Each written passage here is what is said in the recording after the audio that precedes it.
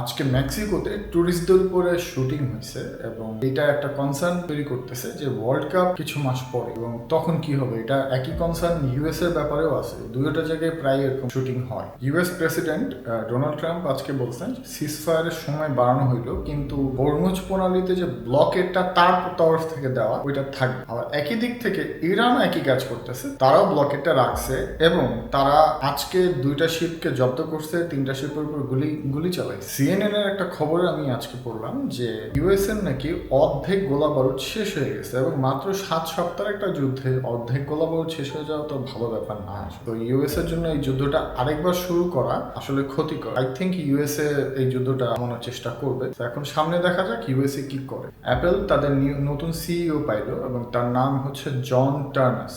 Recently নেপালের সরকার গঠন হয়েছে এবং এটা নিয়ে সবাই অনেক এক্সাইটেড, সবাই অনেক মজা পাচ্ছিল। কিন্তু একটা স্যাড নিউজ হচ্ছে আজকে নেপালের হোম মিনিস্টার, স্বরাষ্ট্রমন্ত্রী যে সে একটু আগে পদত্যাগ করছে। আজকে ফিলিস্তিনে ইসরায়েলি সেটেলাররা দুইজন স্কুলের বাচ্চাকে মেরে ফেলছে অ্যান্ড টেনশন বাড়বে। ওরা তো মেরেই আসতেছে, সো ইটস ওকে, কারো কিছু করার নাই। কিন্তু আমরা জানি না রাখলাম, আই থিঙ্ক অ্যাটলিস্ট আমরা ইন্নালিল্লাহ তো পড়তে পারবো।